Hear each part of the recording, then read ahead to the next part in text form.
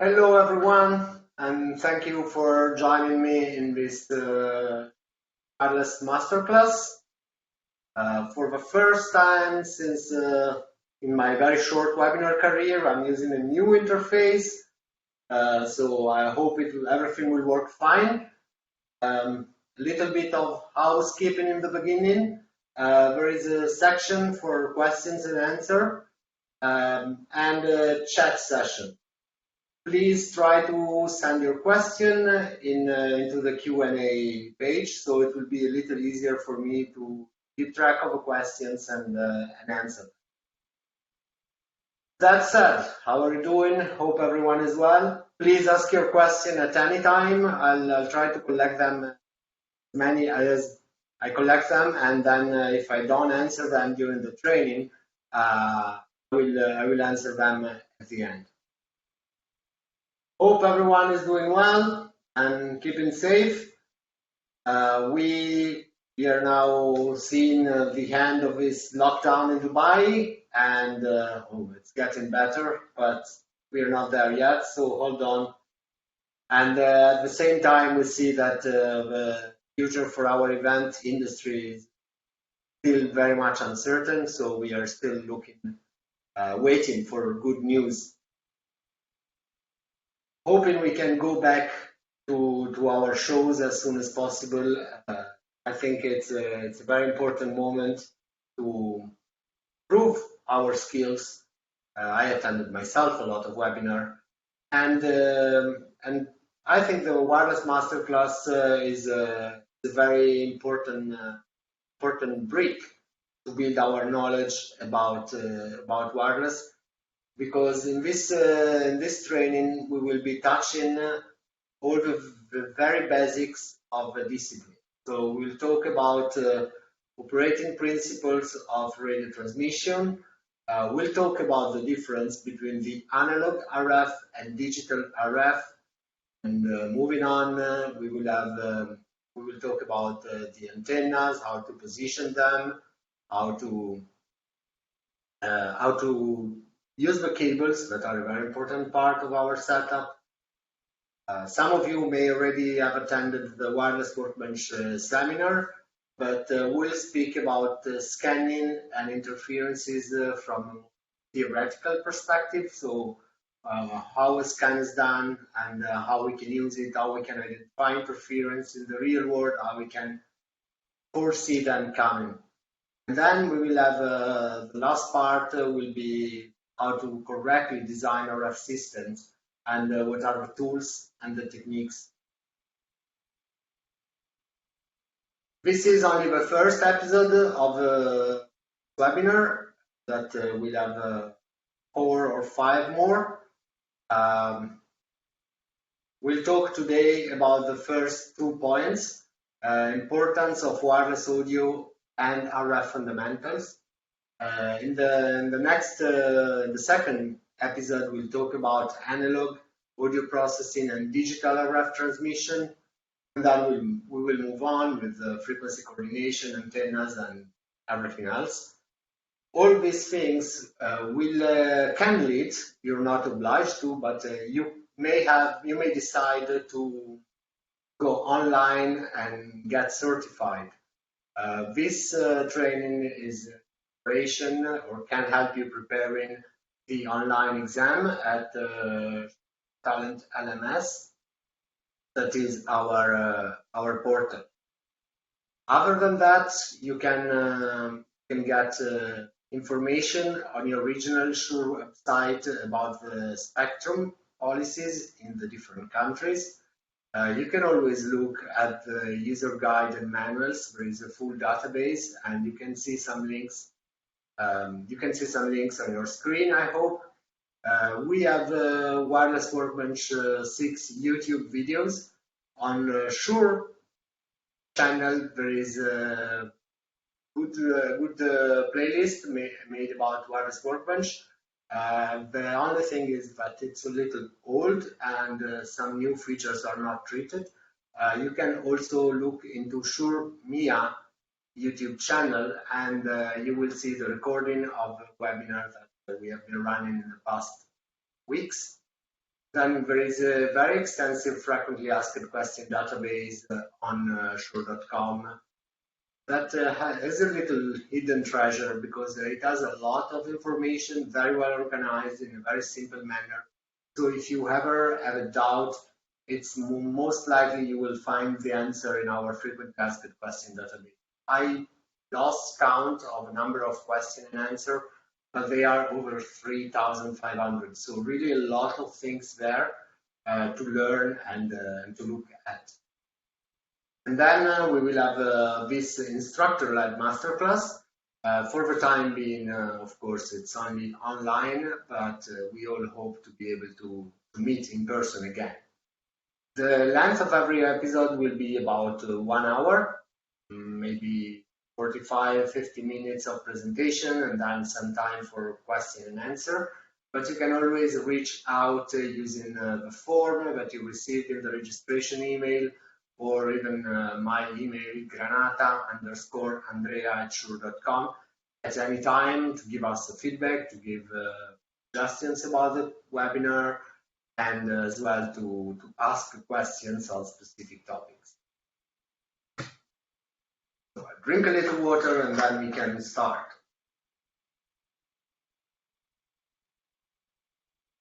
Sorry. Importance of wireless audio.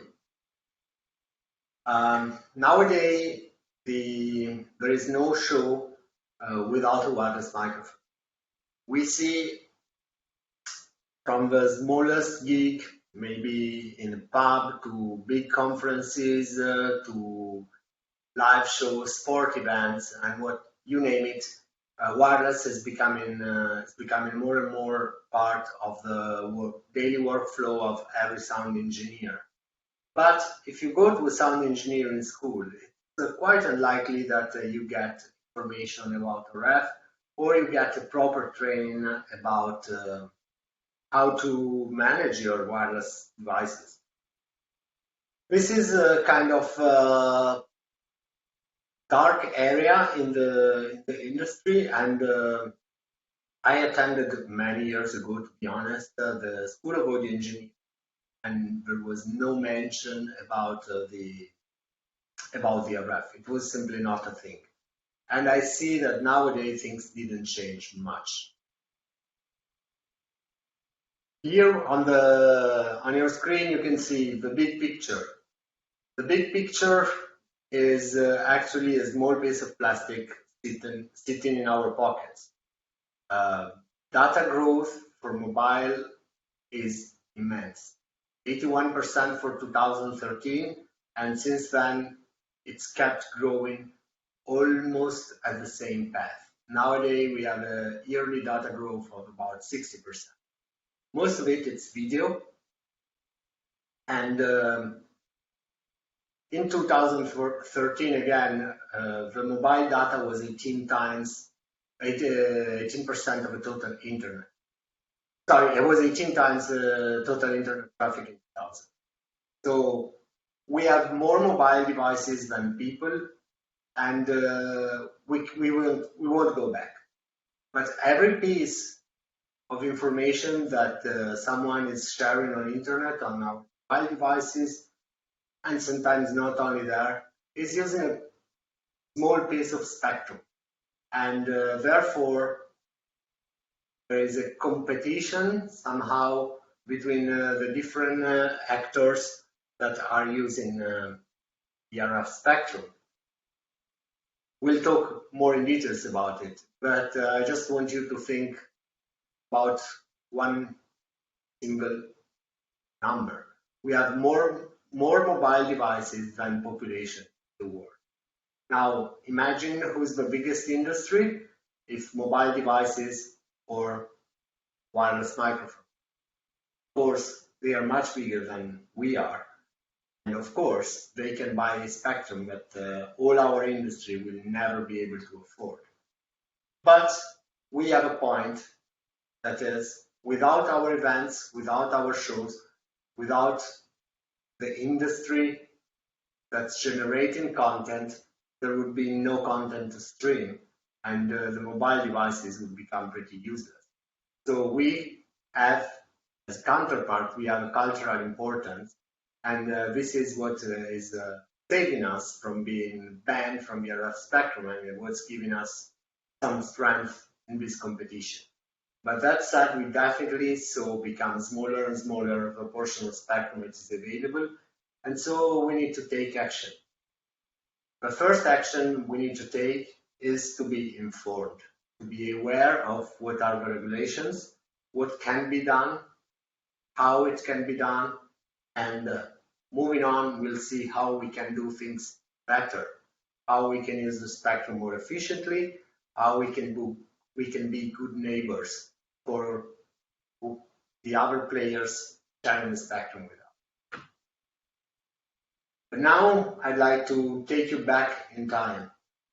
And this is a letter from 1947 from Ben Bauer at Shure Brothers. This was the name of our company back in the days. And it's the first track we have about the wireless microphone. It took a while before anything happened. And the first commercial issue of a wireless microphone was the Vagabond in 1950, Vagabond 88. You can see in the picture on the left of your screen, behind the lady, there is a small cupboard. That's the receiver. So it wasn't really a portable thing. It was quite expensive. It was costing as much as a medium-sized car. The coverage area was kind of small, maybe 5 to 10 meters offline. Obviously, line of sight was required, but not as much as we may think. And it was operating in the 2 megahertz, and it was using FM technology. This was the very first step in something new. We can definitely say that that wasn't a successful product, and 2-3 years later, it wasn't available. It's not seen in the Shure catalogs anymore. And why it wasn't that successful? Because it was very much ahead of time. Just think that before the mid of the 60s, there was no chance for the talents to hold the microphones in their hand because there was not an efficient anti-shock in the microphone. So handling the microphone was extremely noisy. So this product was much ahead of its time, and we started seeing the wireless becoming a little more popular towards the end of the 70s, early 80s. We had the very first commercial success was the Serving Vega diversity system. That is somehow still in use in some places, but with a very different approach. It was a wireless microphone with a very big amount of compression of the sound itself. So we know that in some recording studio, this wireless system it's in use to record guitars, as it happened with guitars for AC/DC Black Ice album, and but definitely that was the first step into a new technology that nowadays became pretty much ubiquitous. The first place that I think about when we talk wireless are concerts and live events. Maybe it's because of my background, or maybe because it's one of the things that I enjoy the most in general. And I just want to tell you a little story about the use of wireless. I started as a backline monitor tech in 1998, and I was lucky enough to join a tour that was technologically very advanced. We used one channel of in-ear monitor, one channel of wireless for the voice, one channel for the bass, and 3 channels for the brass section. Now imagine that out of all this equipment, I had the PSN 600 where I could choose frequency A versus frequency B, and everything else was on a fixed frequency. So frequency coordination wasn't a thing back then. We had plenty of spectrum, as we will see, and it was pretty much switch on, switch off. But it was all I had to do with the wireless system. Few years later, when I joined my last big tour, we were touring the arenas and stadiums in Italy, and we were handling about 110, 115 devices on 75 different frequencies. So that's the rate, the growth rate that we saw in the years, and this growth didn't really stop till now. There is always more demand for wireless devices. Sometimes it's a little senseless. We see backing vocalists that never leave a riser for the whole concert till they are on wireless. And definitely what we see the most is the growth in. Again, back in the days, we didn't really have, we had maybe one in-ear monitor for the singer, but now it's totally common to have everyone in the band wearing in-ear monitors, sometimes connected to other devices, sometimes straight out of the mixer, but it's not unlikely to have 16 and even 24 in-ear monitors, 2-3 antennas serving them, different areas. So we saw an incredible growth, and most of these channels are critical. I mean, there would be, here we have Bruce Springsteen and Rihanna in the picture. There would be no show without them listening and producing music. So we really handle important signals with our system, and that's why we need to be specifically careful. But there is something more critical. If you think about the Olympic Games, the opening ceremony is probably the most watched and broadcasted event in the world.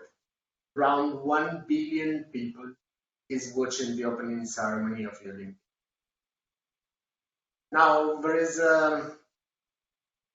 a quote that I'd like to tell you about. It's about the Olympics 2012.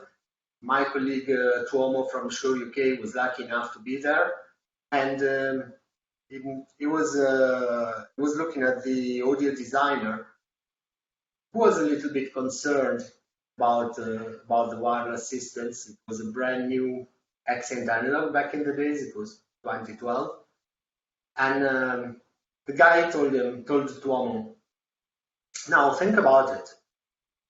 If something goes wrong in a mixer, I have a backup. If something goes wrong in any of the speakers that are in the stadium, most likely no one will ever notice it.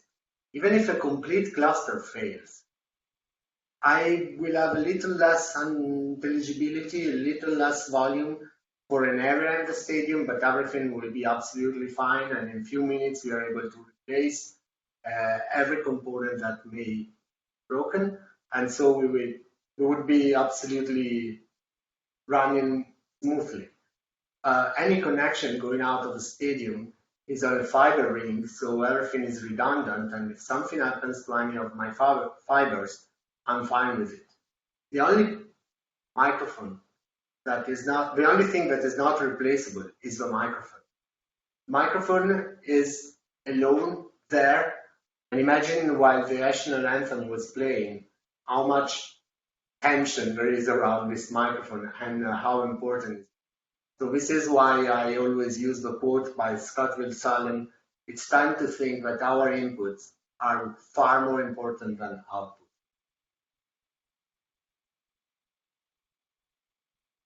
Of course, we see wireless in award ceremonies, where maybe in the same night we may have a big chunk of the most important player in the industry and all of them rely on wireless devices.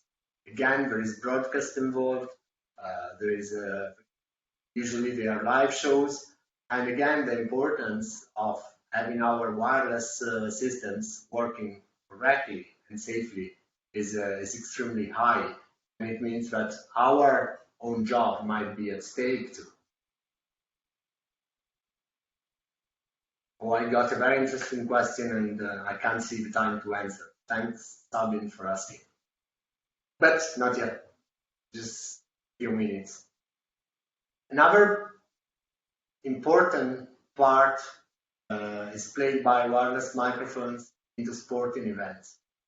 Here on your screen, you should see a broadcast situation where two players are interviewed by journalists, and this is a very critical moment. But more and more, there is the importance sits also in the game itself. I had the chance to work in South Africa for a company serving rugby referees. I attended again Rugby 7 here in Dubai, and the mics for referees are very, very critical in the game itself. For who's following football in these days in Italy, on the sport newspapers, maybe because they don't have much to talk about, but there is a big discussion about the audio of the VAR assistant that disappeared. And a lot of noise has been made around this audio. So the RF communication is very critical, not only for the broadcast side of sport, but as well for the show, for the sport itself. Rental as one of our biggest market. It's very important to look at wireless microphone from a rental perspective, that you get the right information, because you don't know what show you're gonna run tomorrow, how critical it will be, what the spectrum look like for your next show. So building an inventory that can fit the different needs of a rental company is a little bit of a piece of art, I would say, and it can be extremely challenging, but it can be as well extremely rewarding if you do your things correct. You can see really your business growing a lot. Public address discussions. This is a different scenario.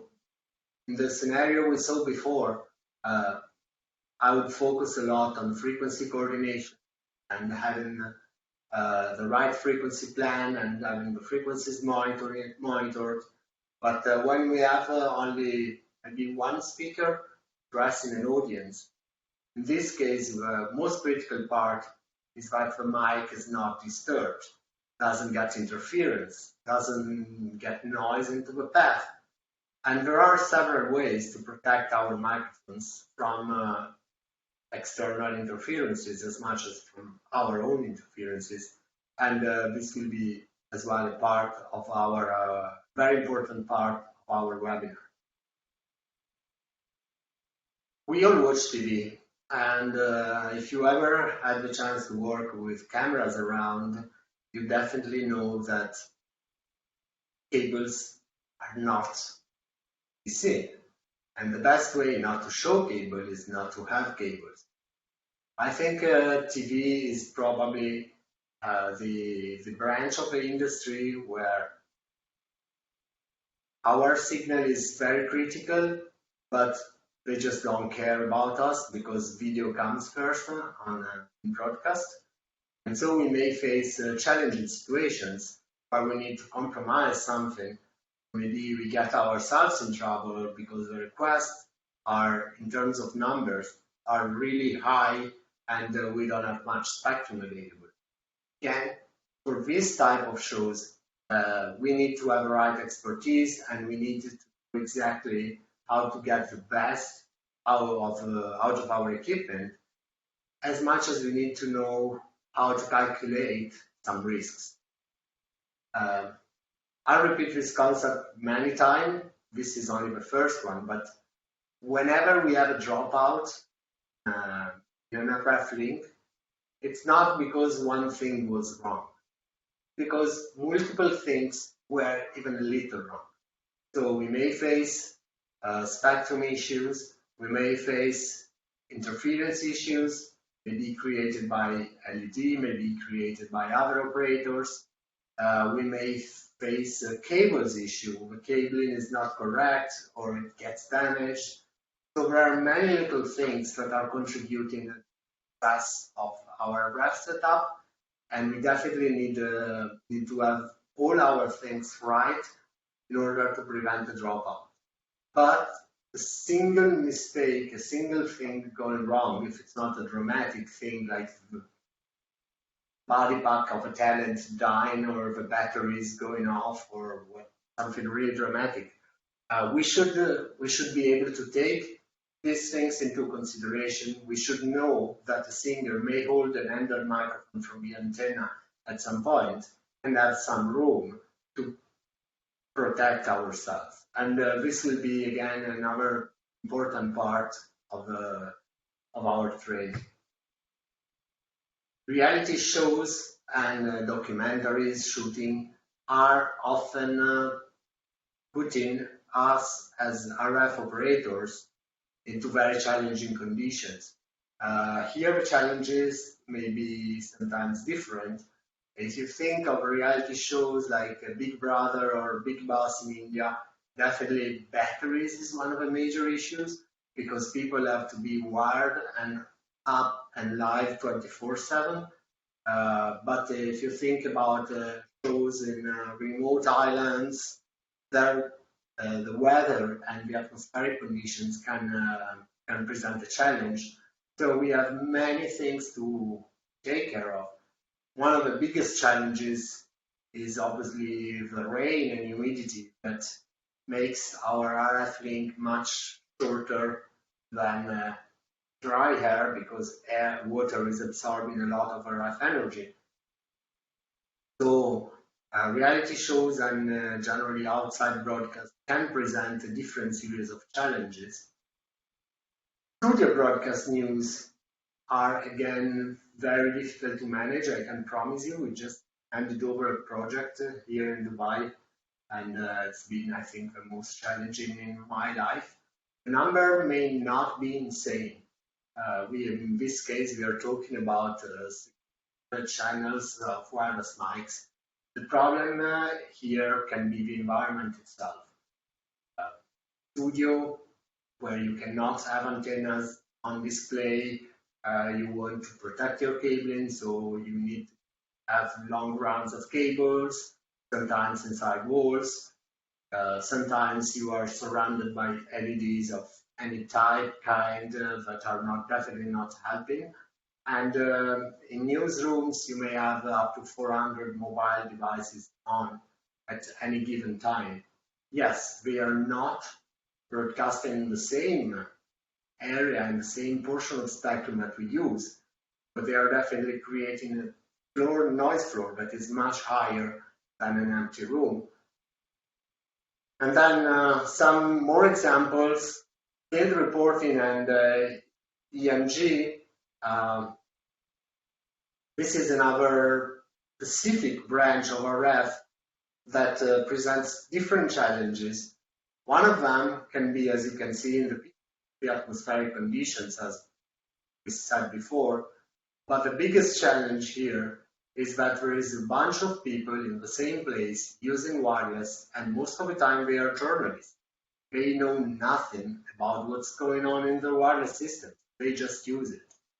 I remember a show where, it wasn't a show actually, it was a sport event. And I was managing the press conference. It was dramatic to see that people came in and out with different wireless devices, and most of them they were using the maximum power to cover 2-3 meters maybe from the camera to the mic itself, creating a noise floor again that was killing everything else in the region without a real reason. And it was very difficult to have them listening to the frequency coordinator and to obey what the frequency coordinator was asking them. Specific application with very different techniques. Theater. When we talk about theater and house of worship as well, in the same way, we really need to be transparent. We don't want to be seen, we don't want to be perceived, because in this kind of environment, it's all about the message, nothing about the technology. I may expect an artist, showman, to interact with technology and to interact even with a failure in technology. So if a mic doesn't work for a few seconds, I expect a singer or presenter to be able to deal with it. But I would never ask any person into an house of worship to make a joke about a microphone that doesn't work. That wouldn't be appropriate. So we need our technology to be there to serve a purpose and to be absolutely transparent and almost invisible.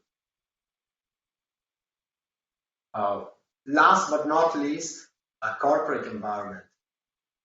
I mean, when a guy, and this is a true story, puts $1 million or some $1 million in an event, maybe it's a launch of a car or a presentation of a new product, and all he has to say, because he's the CEO of this company, all he has to say is like, hey, here is my new car, please welcome. Not, he's really expecting that your microphone works. He doesn't care about spectrum conditions, he doesn't care about RF noise, he doesn't care about antennas, he doesn't care about a thing. He is just expecting that device to work, and our duty is to have it work. So the challenges in wireless today and the reasons for us to be more aware than before are the increase in client expectations. They just expect more microphones to be working and to be working in a very smooth way. But this is happening in an always changing wireless landscape that can make more difficult for us to operate.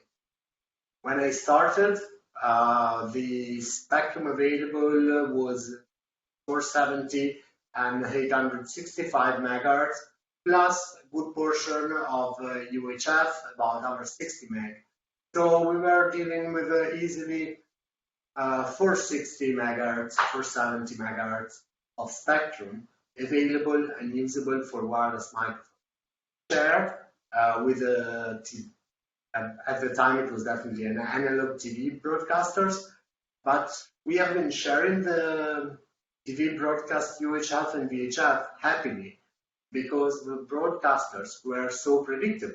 They were on and they would have been on for the whole day, and the next day it would have been the same. Nowadays it's not like that anymore. We have many more players. Connecting myself to a question I was asked, it was about,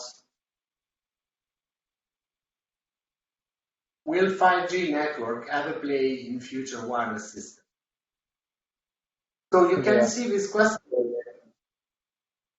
Sorry? Sorry, Andrea, to interrupt. There are a few comments that your voice is hollow. Can you adjust your microphone? Oh, yeah. I'll be a little closer. Is it better? Is it fine, guys? Yeah, little better. Okay. Amazing. Trainer that doesn't know how to use a microphone. Sorry. So I received a question asking if 5G networks will have a play in future wireless systems.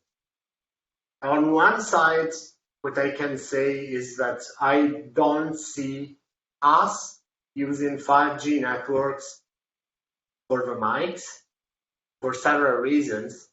Like the latency is going down. It's still way too high for professional users in general, and this will not change with 5G. On another note, 5G can be a problem for us if they try to get more spectrum in the 600 megahertz range. This happened already in US, and it's unlikely to happen anytime soon in Europe, Middle East, and Africa.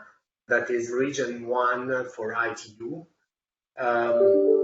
So 5G will not represent a big problem for us because, first of all, they are moving into different bands away from UHF. We'll see 5G, it's a lot of millimetric waves, so 3 and 26 gigahertz that are far away from our communication. And they are definitely, the mobile industry is definitely moving into efficiency versus just buying more spectrum. And I think we'll talk more about it when we talk about the regulations later.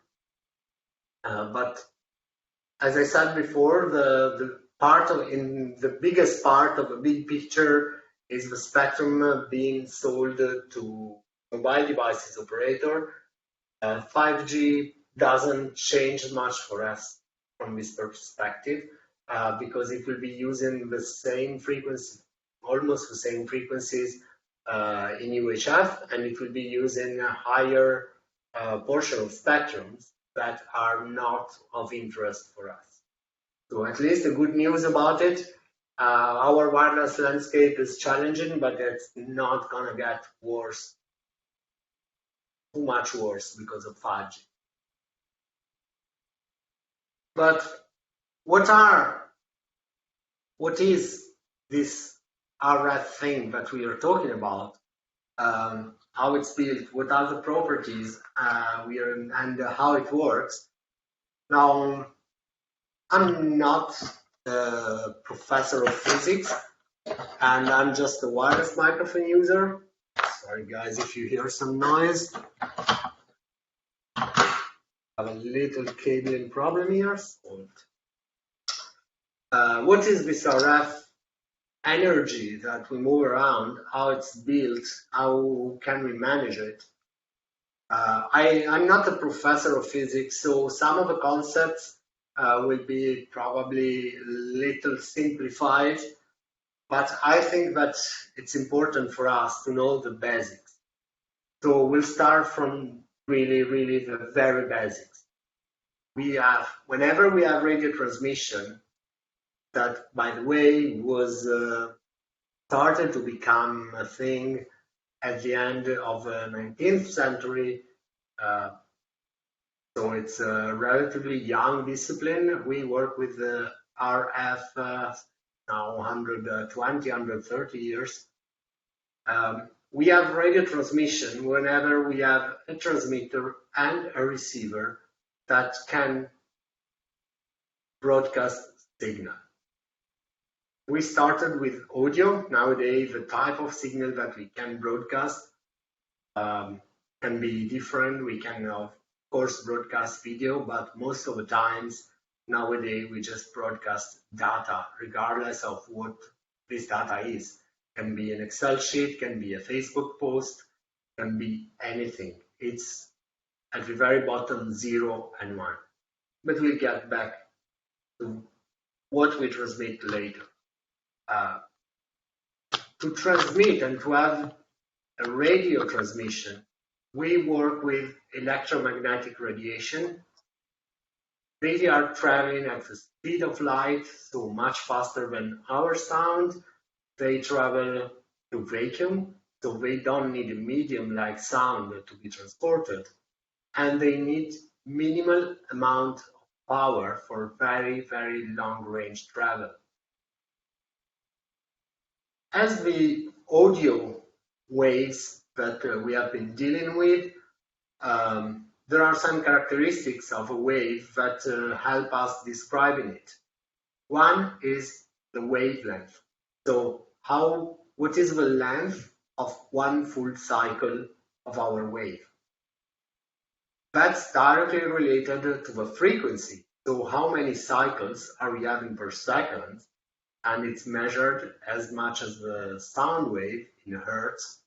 And then we have the amplitude of a signal that is telling us, oh, there is a little mistake in the chart because 2 and 3 are inverted. So what you see as a 3 is the frequency in the graphic, is the frequency, so the number of cycles per second, and 2 in the picture is the amplitude, the strength of a signal. For our purposes, it's important to be able to calculate the length of a wave. And here we have a simple equation, speed of light. Speed of light is frequency by wavelength. Now, knowing the speed of light, 3 by 10 power of 8 meters per second, can become a little bit disturbing to make calculations every time. So I'll try to point a couple of things that should be enough to be remembered to know what is the length of the most common waves that we are using for wireless microphones and in-ear monitors, and even for walkies. Let's say that starting from the VHF, we have waves that are 1.5 meters at 200 megahertz. But the most important and easy thing to remember is that 500 megahertz are having 60 centimeters as a wavelength, and 600 megahertz have about 50 centimeters as a wavelength. Out of these two, then we can calculate everything else that we need. And it's not important, as it may be in audio, to know the exact wavelength of the exact frequency we are using because they work slightly different. But it's important to have an idea about the dimension that we are dealing with. Just a note before we move on. There is another reason why it's important to know the dimensions, because all the devices connected, related to transmission and reception are measured related to the wavelength. We call the antennas quarter wavelength, half wavelength for reasons. If you remember some shows from, or you ever saw even on YouTube, some show in the 80s, I think of a Live Aid, you can see these wireless mics with a cable that was like more than a meter. And you may wonder why. That was the antenna of the wireless microphone. So antennas, and because the frequencies in use back then were much bigger than today, so we needed bigger antennas. Today, if you look at Shure portfolio, you may notice that the antennas for VHF are way bigger than the antennas for UHF. And that's why 2.4 gigahertz Wi-Fi systems can have much smaller antennas, in example. So these are information that are relevant in our choices, especially because we need to remember that dimensions are related to the obstacle, so the capability of another object to block and reflect our signal. So if I have a metal obstacle that is big enough compared to my wavelength, that obstacle will be capable of interrupting my signal. But if it's much smaller, then it will be almost non-influent in my RF transmission. Now, the first obstacle that usually a microphone finds is the human body. Do you think then how critical it is to stay below certain frequencies, why we don't have many 2.4, or why we don't use almost 5 gigahertz at all? Because this small wavelength will be reflected a lot by the human body. Same thing is working for the opening. So if we have an obstacle, but the hole in this obstacle is big enough, we will be able to go through. But if we put our antennas in a rack with a very small door, very small opening, we may not be able to get any signal. Just to give you an overview about the spectrum, I added this slide where you can see how are the waves and how big they can be. So from radio, and we are talking about short frequencies usually, they have a dimension of buildings.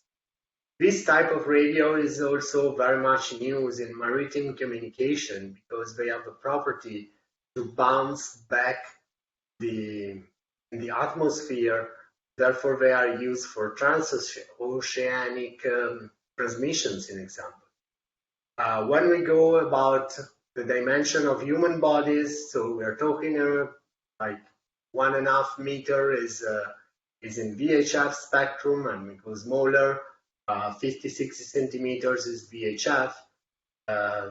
If we grow the frequency a little bit and we reach, let's say, the 2 gigahertz, then we are starting talking microwaves. And microwaves have a much tinier dimension. So 2.4 gigahertz can be about 10 to 12 centimeters, around 12 centimeters. 5 gigahertz is 5 centimeters, and so on and so forth. Then we have a lot of applications that we may think are just different, but technically the guys doing the lights, they're working with RF because in a very specific range, RF are visible, and this is where in this range RF is called light, but it's exactly the same form of energy. And it's important to notice that this is the only portion of spectrum that the human body can somehow perceive. So if I enter a room that is full of UHF frequencies, I will not notice anything. But if I enter a room full of light, oh yes, I can notice it. My eyes are sensitive to RF in a certain portion of the spectrum, but no other part of our body responds to RF in different frequencies. Then I'd like to show you how many players there are in the RF spectrum. This is a picture from a US spectrum from 300 kilohertz to 500 gigahertz. Every little block is a different type of user of the spectrum. And a lot of human activities have a portion of spectrum allocated for. If we look at the band we use, this is what we get. So this is the UHF band, VHF, and UHF, and this is the part that we can exploit the most for our microphone. I want to show you as well, even if this is not applicable to every country and might not be, because it's not the same in every country, I'd like you to see what are the bands that are in use. We may have consumer products around 100 megahertz and a lot of fake microphones, or what matters. If you buy a fake Shure microphone in the market in Africa, you may find that it's operating in 106, 108 megahertz. It's a band that is allowed to be exploited, but not at all efficient for professionals, while the VHF is efficient for professional in most of the countries where it's needed. But definitely the most important band for us is the UHF, from 470 to a number that depends on the regions. In some countries, we lost only 800 megahertz portion of spectrum, so we are still operating from 470 to 790. This is the case of a lot of European countries and some African countries. but the most common rule nowadays is that we can use between 470 and 694 in region 1, that is, as I said, Europe, Middle East, and Africa. In US, it's slightly different and a little more less spectrum, a little more complication. By the way, you can use 470, 616, and then a couple of guard bands that are between the uplink and downlink for mobile devices.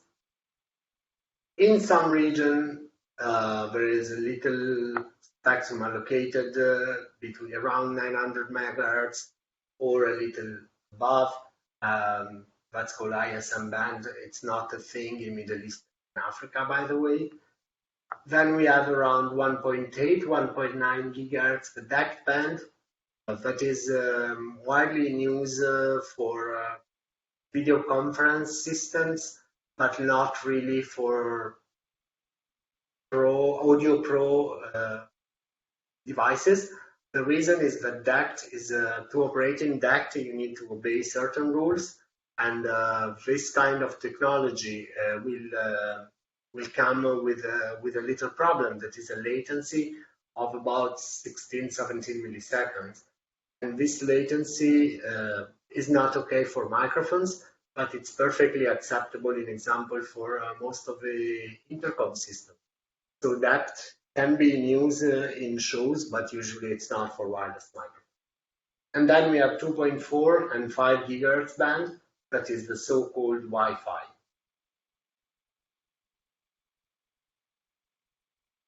So wrapping up a little, the topics of today, and talking quickly about regulation. We have a big trend, and we saw it happening since, I'd say, the 2000, but with a increase around 2007, 8, when smartphones started to appear in the market, of mobile data eating spectrum that before was allocated for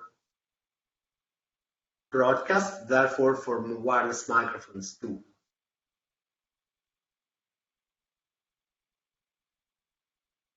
Nowadays, TV is not much of a thing anymore in most countries, and especially true for who is living like me in UAE and generally the Gulf, where there is not much antenna TV.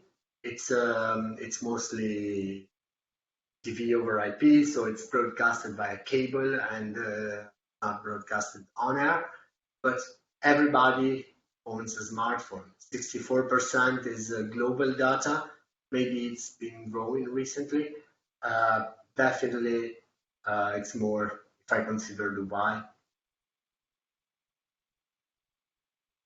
So this is a little history of spectrum allocation. We started seeing the spectrum reducing in January 2008 to the first auction in US of 700 megahertz. November, the white space rules were adopted. White space rules means you can use whatever is available in your scenario, but it's a little more complicated than this. So we'll find out more shortly about it. June 2010, we saw a digital TV transition completed in most of the countries. And then 2014, there was an auction again for a new portion of spectrum that led in the United States in 2019 to lose the most of the 600 megahertz band. Now I'm talking about US because US has been somehow setting the trends for the whole globe. Most of the countries have been somehow following the regulations of US. The only substantial difference is that we don't see the 600 megahertz portion of spectrum in danger here. How can we use our microphone? This is important before we look into UAE regulation. Just to give you an example, how do we use our wireless systems? we are most of the times secondary users. So in some countries, we need an authorization to operate wireless microphones. This is absolutely the case of UAE, but it's a yearly fee that we pay, and then we are allowed to use our microphone as a secondary user. Secondary user means that we can use the microphone as we like, as long as we do not disturb a primary user. Um, it's unlikely because of the powers involved that we can disturb a primary user, but if for any reason our microphone could damage the signal of a TV broadcaster or the antenna system for mobile devices, we could be asked to switch it off. But being secondary users and obeying the rules in terms of maximum emitted power, it's pretty much a safe place. There is an exception that is a safer place. We may become temporary primary user in the occasion when we decide to pay to use a frequency exclusively, meaning only me in this moment in time and in this place, I can use the 472.750. This is in UAE, and as much as it is in example in UK, this is a special authorization that you have to request to your telecommunication regulation agency. Here, I don't know where people is attending from in this webinar, so honestly speaking, cannot say if most of you is from UAE or not. But in UAE, it's a TRA, and there is a dedicated authority in every country. Some of them, I can think of Kenya, I can think of UAE as well. We are extremely cooperative. So whatever you need, you go there and ask your questions, you will get a lot of answers. Moroccan regulation authority as well, absolutely cooperative. I don't want to talk bad about any governmental institution, but one that deserves it. Probably the most challenging I ever found in my life is the CASA from South Africa. Our regulations there are totally not clear and it's very difficult to source information. But I'd say this is pretty much an exception. Usually you can refer to your local authorities to get information and to make sure that you are doing the right thing, you are obeying the laws, and you are in the right portion of the spectrum, and usually they will support you. Here you can see some a little part of the spectrum allocation chart that is usually more than 100 pages, and that's the part related to wireless microphones. So we have, you can see that we have frequency range, intended use. It can be radio, microphone, talkback, in-ear monitor, but most of the time, all this is called broadcast. And then there are usage conditions, authorization methods, and nodes.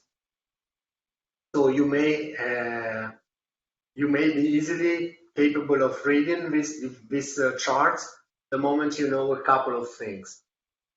Most of the time, we as audio and AV industry, we are not named as like radio microphones, in-ear monitors.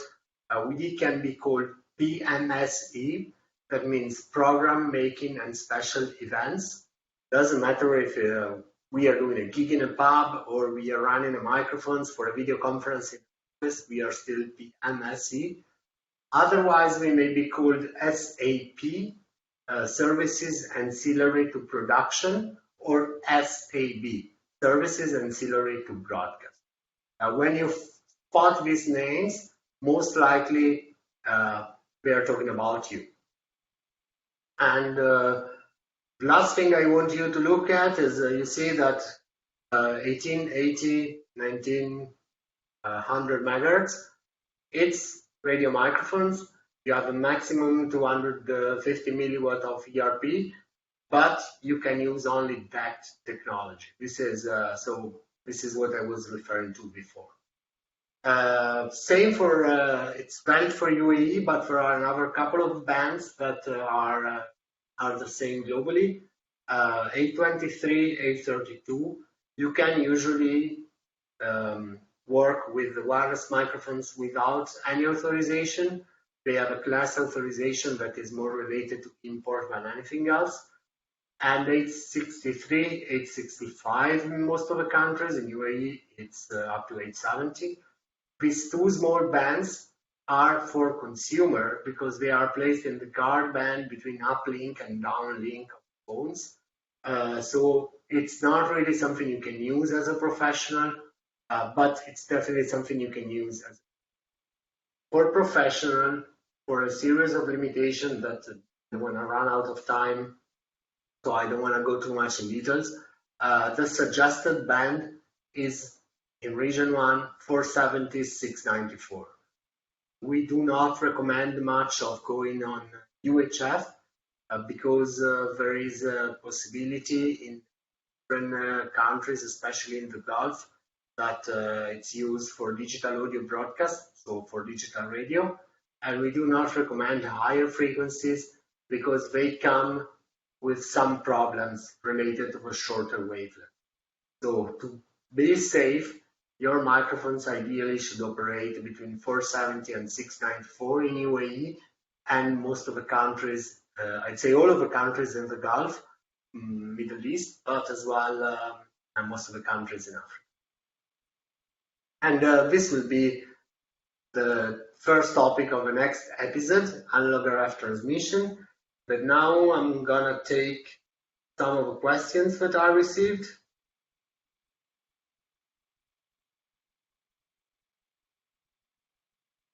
Okay, will this webinar series be available on YouTube afterwards, like the other Shure webinars? Hi Bruno, thanks for asking. Yes, I think so. We are recording it, and most likely it will be posted on Shure Mia YouTube channel.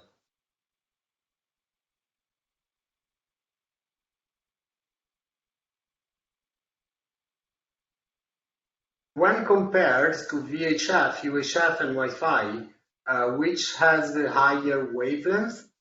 I wouldn't say there is a higher wavelength, there is a bigger wavelength, and it's definitely VHF because it's a smaller frequency. As per the audio, the smaller the frequency, the bigger the wavelength. So higher frequency, it's Wi-Fi, bigger wavelength is VHF. Last question that I received is, will the slides be available? The slides will be made available at the end of the training, so you can look at them, and hopefully they will help you during the exam. So the answer is yes, but I need to get organized around it. So I'll let you know during the next episode how you can get the slides. Okay. Yes. Andrea. I was reading in the chat. Sorry, Marwan. Before we wrap up, Twimplex headset would be awesome. I'll get a Twimplex headset to make my voice better for the next session. I promise you guys. So yeah, I will take care of my voice much better than this. So thank you for the feedback. Marwan? There is another question from Bhupesh asking, do you have a chart for the spectrum allocation? For the spectrum allocation in which country? I mean, you can download a complete spectrum allocation chart on the Regulation Authority website of the different countries. If you need one about the UAE, I can definitely share the link. If you need for another country, probably I can share the link as well. By the way, it's fairly simple to get it, and it's a public information, so it will be available almost for every country on the Regulation Authority website. Plus, as I said before, with the big help of Marwan, I will be sharing the slides at the end of the training. So the things that I've been showing so far will be available to all of you.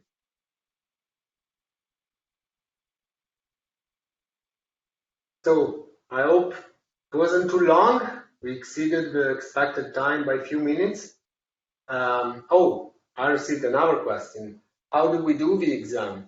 The exam will be in online on the Shure Talent LMS website.